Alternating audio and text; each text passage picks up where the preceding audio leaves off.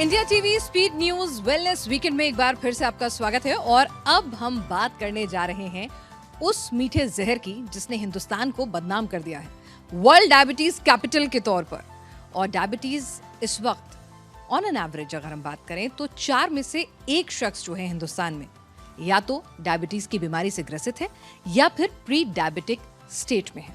और ये मीठा जहर, ये स्लो पॉइजन, ये स्वीट पॉइजन आपकी जान पर बनाया है। तो इससे आप निजात तो पा नहीं सकते, अगर पा सकते हैं तो इसको कंट्रोल कर सकते हैं और एक हेल्दी लाइफस्टाइल की तरफ बढ़ सकते हैं। तो डायबिटीज को कैसे कंट्रोल करें, प्री डायबिटिक स्टेज में क्या करना चाहिए, क्या खाना चाहिए, कैसी दवाई होनी चाहिए, क्या स्क्रीनिंग होनी चाहिए, बहुत सारे सवाल मेरे ख्याल से हिंदुस्तान के हर घर में होंगे। और इन सवालों का जवाब देने के लिए हमारे साथ पद्म भूषण डॉक्टर अम्बरीश मित्तल जी इस वक्त स्टूडियो में आ चुके हैं। मशहूर एंडोक्रोनोलॉजिस्ट हैं और चेयरमैन हैं हेड ऑफ एंडोक्रोनोलॉजी के डायबिटीज के मैक्स हॉस्पिटल से। जोरदार तालियों के साथ इनका स्वागत एक बार हम फिर से करें। डॉक्टर साहब, बहुत सारे सवाल हैं तो हम बिल्कुल लिटरली क से शुरू करते हैं। अब डायबिटीज मतलब डायबिटीज माने सिर्फ चीनी खाने से ही हो रही है या भाई डायबिटीज जन्मजात भी होती है? हम देखते हैं कुछ लोग कहते हैं डायबिटीज है, इसका इंसुलिन लो गया, इसे चीनी खिलाओ। तो कुछ मीठा होना चाहिए, कुछ मीठा नहीं होना चाहिए। तो इसीलिए पहले डिकोड कर दें कि डायबिटीज क्या और कितनी तरह की है। डायबिटीज का मतलब ब्लड में अधिक शुगर होना। हम blood sugar level high definition से वही डायबिटीज होती है। अगर हमारा फास्टिंग शुगर 126 से हाई है या हमारा ग्लूकोज के बाद वाला शुगर 200 से हाई है तो हम डायबिटीज से ग्रसित हैं। डायबिटीज़ में एक पॉइंट यहाँ बहुत इंपॉर्टेंट है ये कि सब आपको रोज़ बताते हैं कि साहब ये डायबिटीज़ के क्राइटेरिया सब बदल गए हैं और इंडिया में सब गलत क्राइटेरिया यूज़ कर रहे हैं। रोज़ व्हाट्सएप मैसेज मेरे पास आते हैं। पैरामीटर्स चेंज हो गए। 1997 के बाद कोई डायबिटीज़ के क्राइटेरिया में वर्ल्ड वाइड चेंज नहीं हुआ है। ये सब झूठ है जो आप सुनते हैं। दूसरा, प्री डायबिटीज़ क्या होती है इसी के साथ डेफिनेशन में, अगर हमारी फास्टिंग शुगर 100 से ऊपर हो और 126 से कम हो और 2 घंटे ग्लूकोज के बाद 140 से ऊपर हो और 200 से कम हो, तो वो वाला बैंड जो है उसको प्री डायबिटीज़ कहते हैं। तो डेफिनेशन तो डायबिटीज़ का ब्लड शुगर पर ही निर्भर है। वो डायबिटीज़ ऐसे आप पूछ रही कई तरह की होती है जी। तो जो कॉमन डायबिटीज़ जिसकी हम बात करते हैं कि इंडिया में एपिडेमिक है या इतना ज़्यादा बढ़ता जा रहा है, वो टाइप 2 डायबिटीज़ होती है। टाइप 2 डायबिटीज़ जो कि अक्सर एडल्ट्स में होती है, 25, 30, 40, इस एज 50, 60 किसी भी, उसमें शरीर में इंसुलिन काम नहीं कर पाती और इंसुलिन की कमी भी होती है। तो 2 चीज़ें हो गई। इंसुलिन रेजिस्टेंस, आपने वर्ड सुना होगा कभी कभी, जिसमें insulin is not able to act, ठीक से काम नहीं कर पाती है। और दूसरा इंसुलिन की कमी। इन दोनों के कॉम्बिनेशन से जो डायबिटीज़ होती है उसको टाइप 2 डायबिटीज़ बोलते हैं और उसी में बहुत ज़्यादा बढ़ोतरी हुई है। दूसरा जो डायबिटीज़ होती है जो अक्सर बच्चों में पाई जाती है लेकिन एडल्ट्स में भी हो सकती है, अक्सर बच्चों में पाई जाती है, that is type 1 diabetes. Type 1 diabetes माने जिसमें आपका पैनक्रियास इंसुलिन बनाना ही बंद कर देता है। तो उसमें रेजिस्टेंस वाला नहीं कि इंसुलिन काम नहीं कर पा रही, ये वाली बात नहीं होती है। सिर्फ पैनक्रियास से इंसुलिन बनना कम हो जाता है, उसका इलाज सिर्फ इंसुलिन होता है और क्लासिकली वो बच्चों में ज़्यादा पाई जाती है। These are 2 broad varieties. उसके अलावा प्रेगनेंसी के साथ भी डायबिटीज़ होती है और कई तरह की रेयर जेनेटिक डायबिटीज़ होती हैं। पर एक पॉइंट बस मैं कहूँगा, जो टाइप 2 डायबिटीज़ का इतना बड़ा विशाल समूह है लोगों का, टाइप 2 डायबिटीज़ वाले सब एक से नहीं होते हैं। जो आपके किसी मित्र के लिए काम किया, जो चीज़ आप किसी परिवार वाले के साथ हुई, हो सकता है आपकी डायबिटीज़ फ़र्क हो। With in the type 2 diabetes पूरा स्पेक्ट्रम होता है। तो हम सोच लें कि भाई एक डायबिटीज़ है, एक ही डायबिटीज़ है, एक ही दवाई है, एक ही डाइट है, वो गलत है। डायबिटीज़ कई प्रकार की होती है, टाइप 2 के अंदर भी। यानी कि अगर एक शख्स के लिए कोई दवाई है या कुछ परहेज बताए गए हैं तो दूसरे के लिए अलग होंगे। हाँ, कुछ बेसिक प्रिंसिपल सबके लिए सेम होते हैं पर उसके अलावा काफ़ी नुआंस है। लोग डायबिटीज़ क्योंकि इतनी कॉमन बीमारी है और उसमें कई बार शुरू में कोई सिम्टम नहीं होते, लोग अपने आप ही इलाज करते रहते हैं आपस में बात करके, इधर उधर बात करके।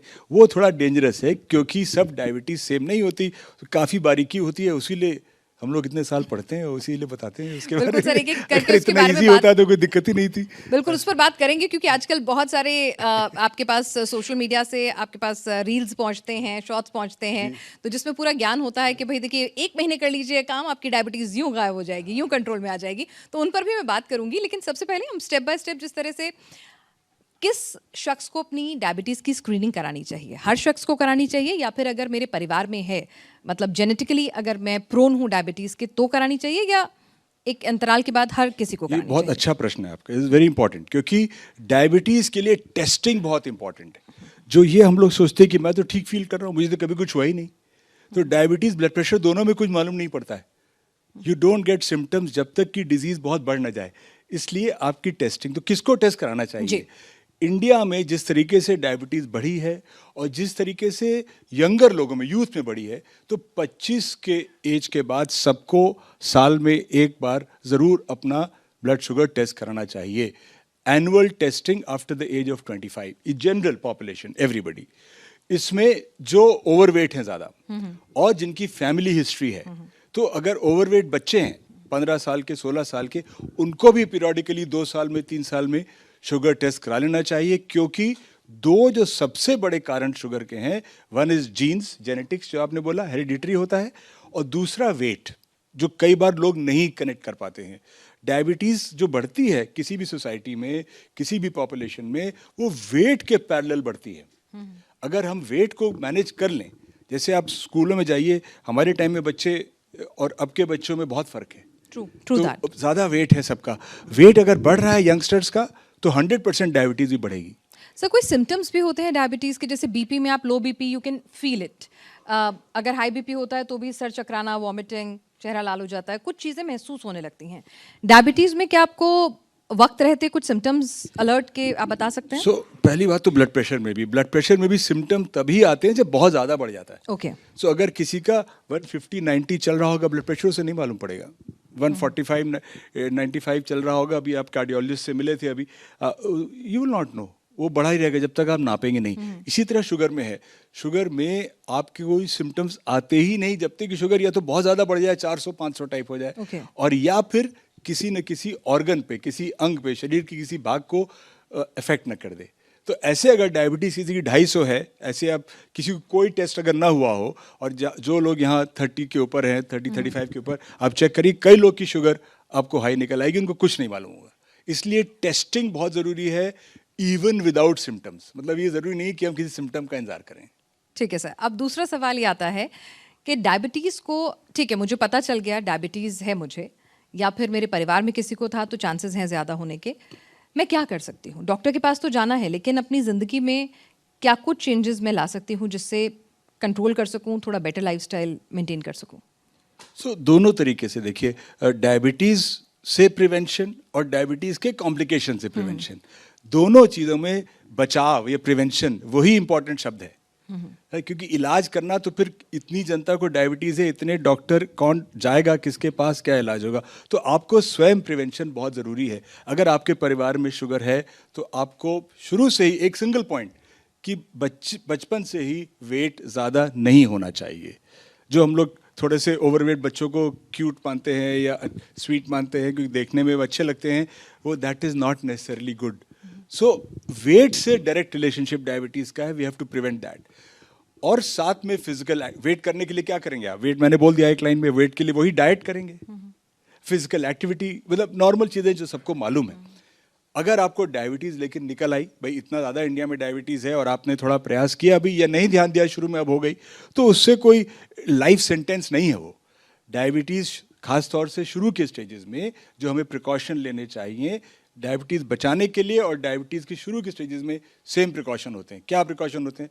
हमें अपनी दैनिक लाइफस्टाइल में चेंज करना चाहिए, दिनचर्या में बदलाव लाना चाहिए। जैसे सबसे पहले अगर हम डाइट की बात करें, तो जो कल्प्रिट है अर्बन इंडियन डाइट्स में, जो कल्प्रिट है वो रिफाइंड कार्बोहाइड्रेट है।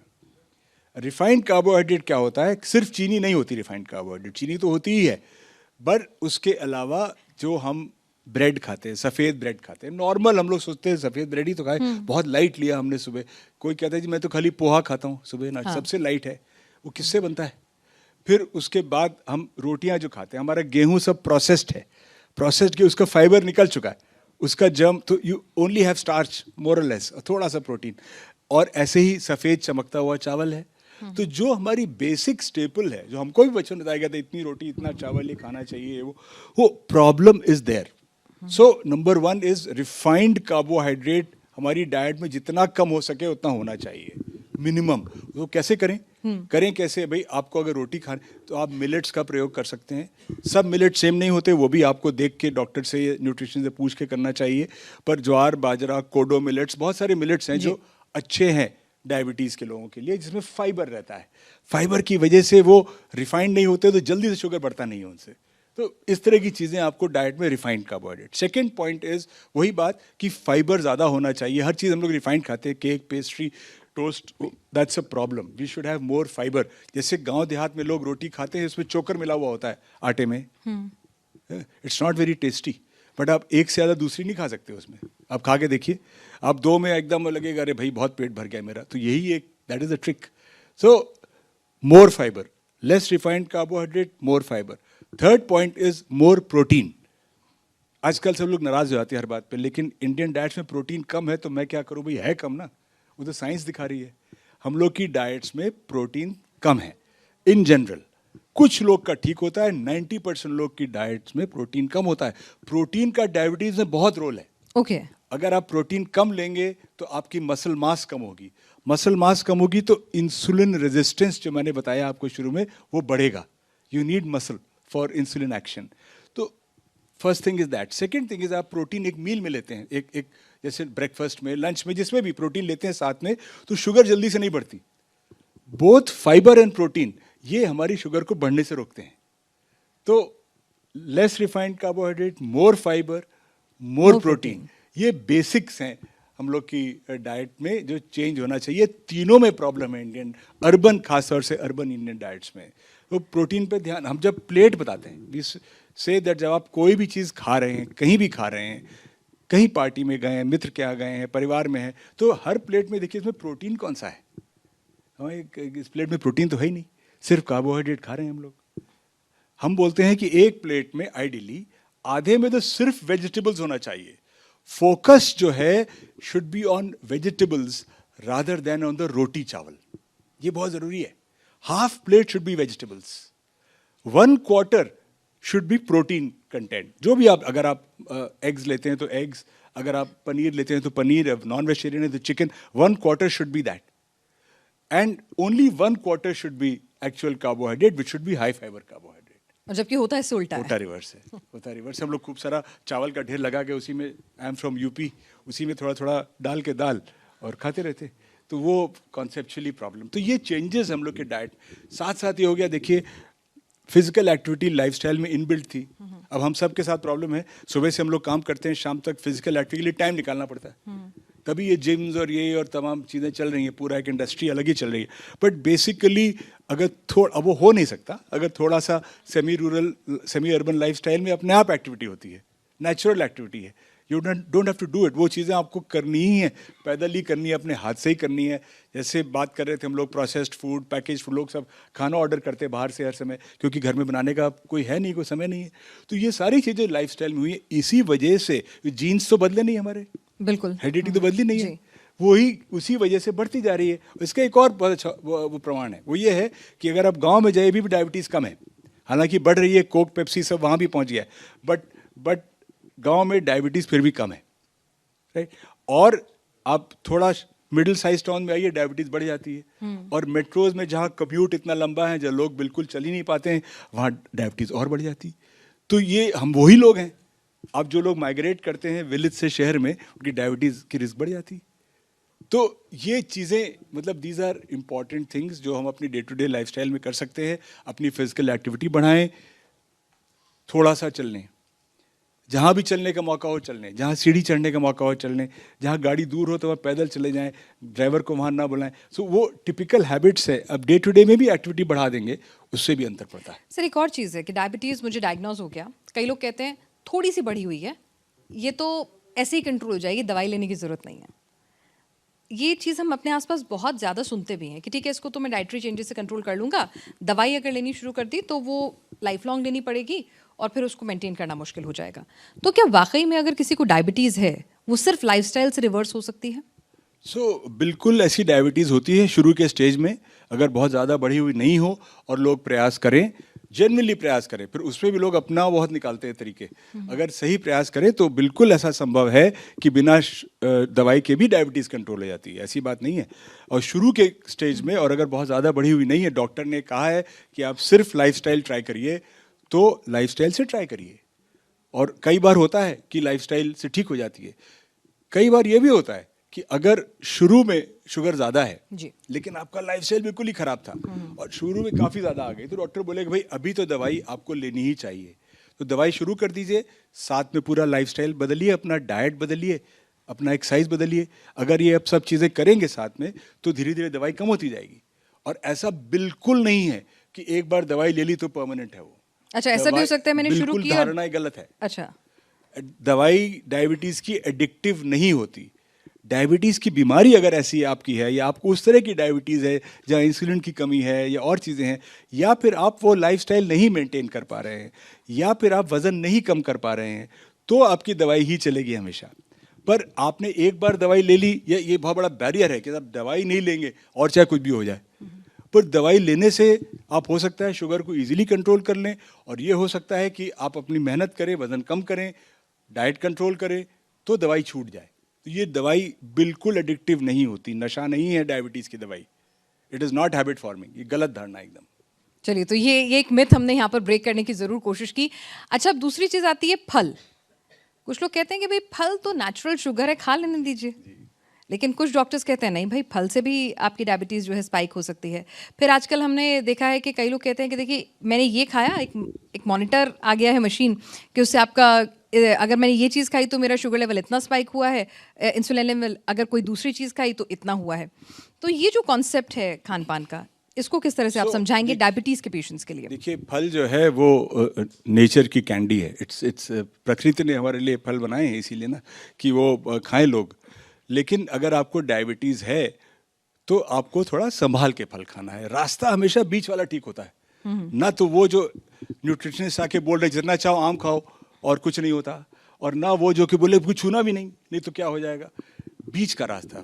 फल में फाइबर भी होता है। फल is not refined that way, उसमें फाइबर होता है। फल में फाइबर होता है, फल में मिनरल्स होते हैं, विटामिन होते हैं। फल अच्छा है हमारे लिए, लेकिन लिमिटेड अमाउंट में, क्योंकि शुगर भी तो होती है, उसको कहाँ ले जाएंगे आप। तो इसलिए आपको अब थोड़ा सा कॉम्प्लिकेटेड है। 30 ग्राम कार्बोहाइड्रेट आपका फल से आ सकता है रोज, 30 ग्राम्स, और उसको भी आप 15-15 ग्राम में एक बार लें। हर फल का फर्क होता है। अब स्ट्रॉबेरी और आम का अमाउंट जिसमें 15 ग्राम कार्बोहाइड्रेट होगा वो फर्क होगा। आम भी एक स्लाइस में हो जाएगा और स्ट्रॉबेरी में आप पूरा एक बोल खा सकते हैं। तो ये इसकी लिस्ट बनी हुई है, मैं आपसे शेयर कर सकता हूँ। इसमें कोई बड़ी रॉकेट साइंस नहीं है। You can have every fruit but the amount will differ. और फल के लिए 2 चीज़ें और इंपॉर्टेंट हैं। No fruit juices. Fruit juice और फल में बहुत फर्क है। ये बचपन से बताया गया कमजोरी डब्बे है वाला तो नहीं या घर वाला भी नहीं? कोई फ्रूट जूस नहीं। कि फ्रूट जूस में आप सोचिए, आप एक संतरा खाएंगे और एक ग्लास संतरे का जूस पीएंगे, कितने संतरे जाएंगे संतरे ग्लास में? 4 से एक में 5 तो नहीं जाता, तो 4-5। आपने खाया एक बात। जब आपने संतरा खाया तो आपने उसका फाइबर उसका सब खाया ना, साथ में छिलका भी थोड़ा सा खाया, जो पतला वाला छिलका होता है, और अंदर जो फाइबर होता है वो भी खाया। अब सेब खाएंगे तो उसका गुदा भी खा रहे हैं, जूस। तो you are getting fibre and mineral.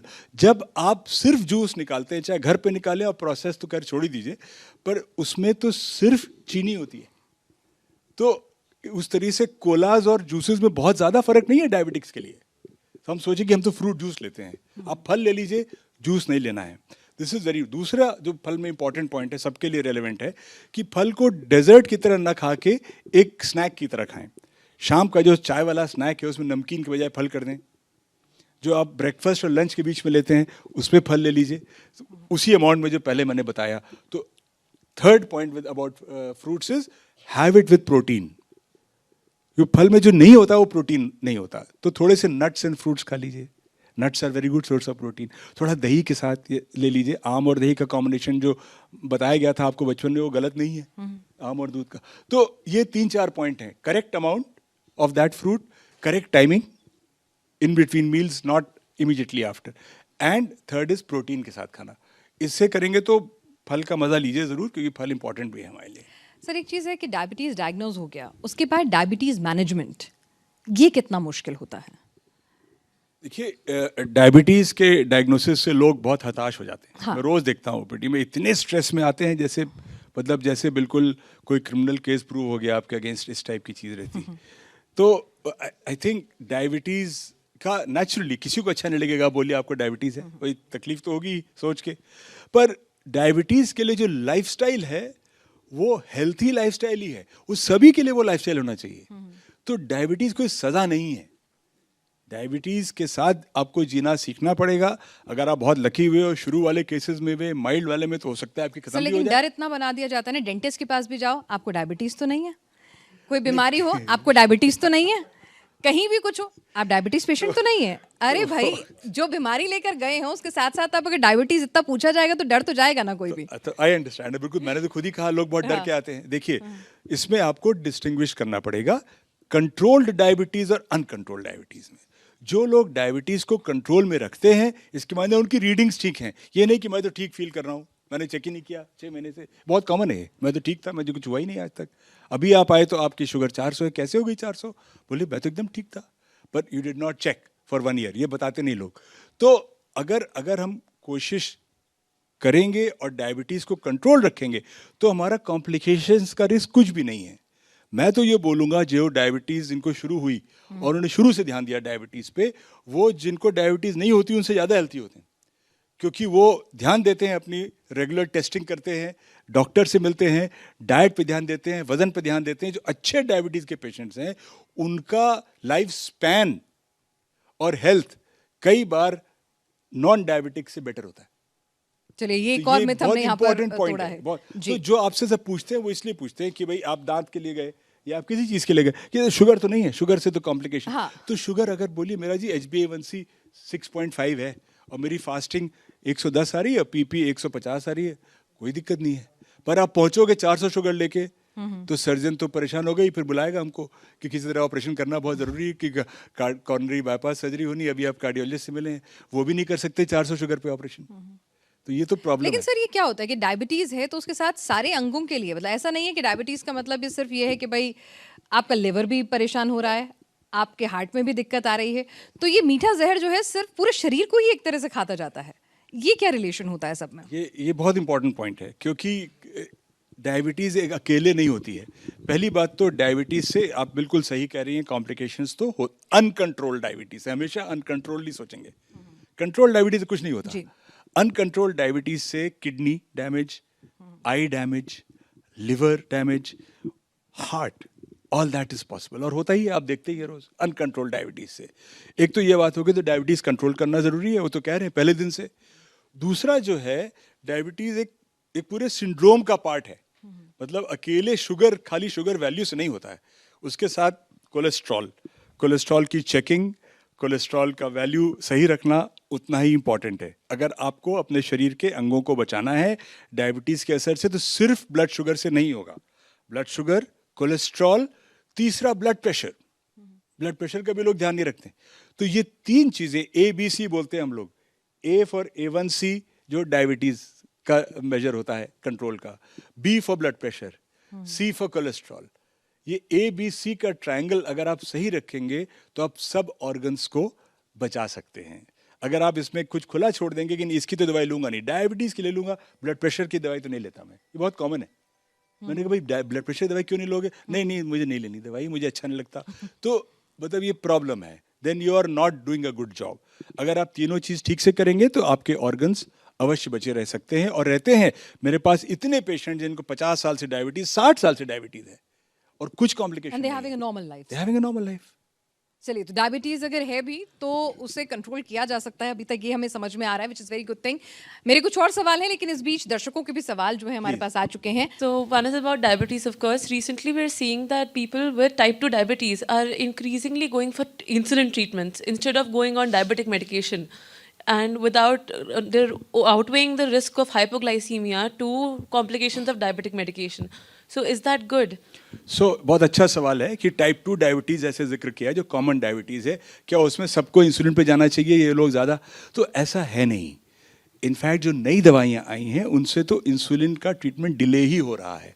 कोई गलत करे तो अलग बात है, otherwise most type 2 diabetics for better part of their life don't require insulin. Only जब या कोई एक्यूट इमरजेंसी हो या सर्जरी होनी है या प्रेगनेंसी है किसी लेडी में या कुछ भी मतलब एक्यूट कॉम्प्लिकेशन, या ऐसा हो गया कि कई साल से टैबलेट खा रहे हैं, धीरे धीरे पैनक्रियास एग्जॉस्ट हो गया है, अब नहीं काम कर रहा है, तब इंसुलिन देते हैं। वरना जो नई दवाइयाँ शुगर की हैं उनसे you don't require insulin early. अगर लेना पड़े इंसुलिन और डॉक्टर ने बताया है तो ज़रूर लेना चाहिए, लेकिन type 2 diabetes majority at least for the first few years आराम से बिना इंसुलिन के चलता है, no problem. Sir, but it's not about requirement, it's about choice. Sorry, People are choosing to do it. जो type 2 medication मतलब है, patients उसके force कर रहे हैं। complications। मेरे एक्सपीरियंस में तो ऐसा नहीं है। मैं तो जिसको इंसुलिन की ज़रूरत होती है सुबह, मेरी तो आधी ज़िंदगी सिर्फ इंसुलिन समझाते समझाते निकल गई कि आपकी शुगर 400 है, आपको एडमिट करना पड़ेगा, भैया इंसुलिन शुरू कर दो। नहीं, इंसुलिन तो करनी नहीं। घुसने के पहले ही पीछे से 3-4 लोग बोले इंसुलिन नहीं लेना साहब, ये पहले।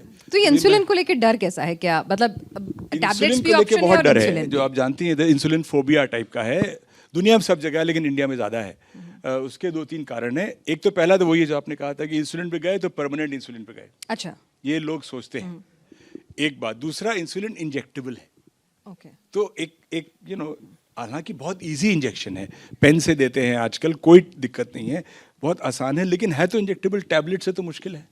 तो लोग सोचते हैं कि पता नहीं कहाँ फंस रहे हैं इंजेक्शन के जाल में, उसको कैरी कैसे करेंगे सफ़र में, कहीं डिनर पे जाना है तो कैसे लगाएंगे, बर्फ़ कैसे करेंगे, कोल्ड चेन चाहिए होती है, तो ये सब लिमिटेशन, तो लोग डर जाते हैं इंसुलिन से।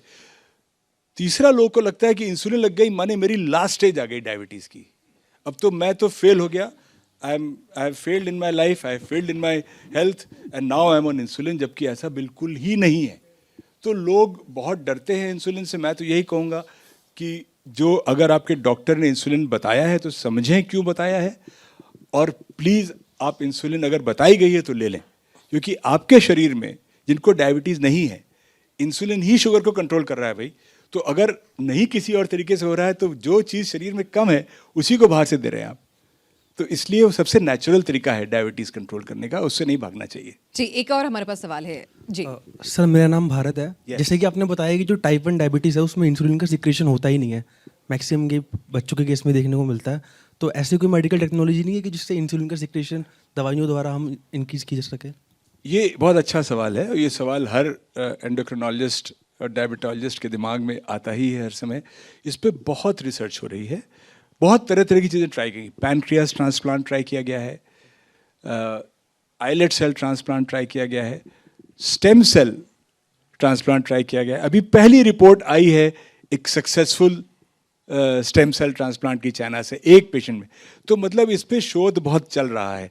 ऐसी कोई दवाई नहीं है जो बीटा सेल को जगा दे, जो इंसुलिन बनाने वाली सेल को कुछ किक लगाए और वो फिर से इंसुलिन बनाने लग जाए, ये नहीं है कोई दवाई। पर उसको रिप्लेस ही क्या कर सकते हैं, उस पर बहुत शोध चल रहा है। तो हम उम्मीद करते हैं टाइप 1 डायबिटीज़ के लिए अगले कुछ वर्षों में कुछ ना कुछ उपाय जरूर निकलेगा, लेकिन तब तक सिर्फ इंसुलिन ही तरीका है। सर, एक सवाल ये भी था कि मुंबई जैसे एक डेटा में पढ़ रही थी कि मुंबई जैसे महानगर में, जहाँ पर उम्मीद करते हैं कि हेल्थ फैसिलिटीज़ और अवेयरनेस ज़्यादा हैं, वहाँ पर पिछले 10 सालों में जो मौत की वजह है उसमें डायबिटीज़ एक बहुत बड़ा फैक्टर निकल कर आ रहा है। तो जब अवेयरनेस भी है, इलाज भी है, तो फिर कहाँ गलती हो रही है? देखिए, आप अवेयरनेस किस लेवल पे बात कर रही हैं? जो लोग वर्कर्स हैं हम लोग के शहरों में, अपने ड्राइवर्स का चेक करिए, स्टाफ का चेक करिए, मोस्टली स्मॉल टाउन से आए हैं, मोस्टली स्मॉल टाउन से आते हैं। स्मॉल टाउन से आते हैं या सेटल होते हैं या आते ही उनका लाइफस्टाइल चेंज हो जाता है। एक ड्राइवर आपको ऐसा नहीं मिलेगा जिसका हल्का सा बेली फैट नहीं हो, जबकि वो आते हैं जब विलेज से तो बिल्कुल नहीं होता बेली फैट, ज़ीरो, क्योंकि वो पूरे टाइम गाड़ी में बैठते हैं, कहीं रुकते हैं, खाना खाते हैं, कहीं भी खाते हैं, जैसे भी उनके बॉस का खाना पीना हुआ, कहीं खाया कुछ खाया। तो ये जो इंक्रीज़ है इन डायबिटीज़ इस समय, मैक्सिमली ये जो हम लोग के माइग्रेंट पॉपुलेशन है और जो स्लम्स में रहते हैं लोग, उनमें डायबिटीज़ बहुत ज़्यादा बढ़ रहा है। Checking is the only cure, timely checking. Timely checking, and then we need a healthy lifestyle. We need to have healthy options. I mean, we need to have options that are cheaper than the unhealthy options. अभी आपके सबसे cheap options में soft drinks हैं, सबसे cheap होता है आजकल। सबसे cheap option में chips होते हैं, ये सब बहुत सस्ते पैकेट्स मिलते हैं, सब वही और पैक्ड हैं, कहीं भी मिल जाते हैं, खा लीजिए आप, खराब नहीं होते। वो ऑप्शन से हेल्थी ऑप्शन जब सस्ते होंगे, फ्रूट सस्ता होगा, उससे मिल्क सस्ता होगा कोला से और सॉफ्ट ड्रिंक से, तब फर्क होगा इसमें। ठीक है सर, अगर आप इकोनॉमिक्स बहुत इंपॉर्टेंट है इसमें। सर एक सवाल ऑडियंस का और है।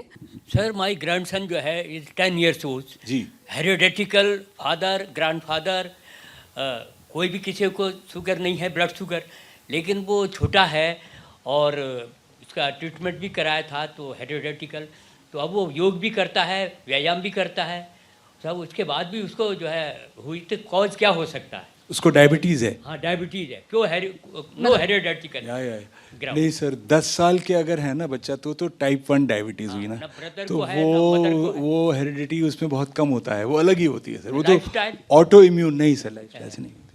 मैनेजमेंट में लाइफस्टाइल इंपॉर्टेंट है, लेकिन टाइप 1 जितनी बातें हमने करी है सब टाइप 2 डायबिटीज के लिए करी।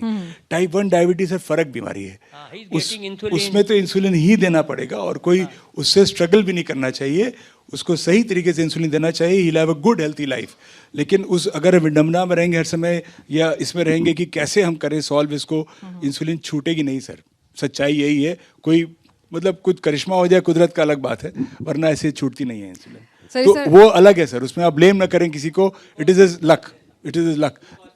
प्रिकॉशन वही टाइम से खाना, टाइम से इंसुलिन लगाना, रेगुलर टेस्टिंग, मोटा अनाज ले रहा है वो जनरल प्रिकॉशंस रहेंगे सर, लेकिन ओवरडू नहीं करना है उसको बच्चे के लिए। बच्चे का वेट मेंटेन रहे, लो शुगर नहीं हो, रेगुलर टेस्टिंग रहे, that is the main thing.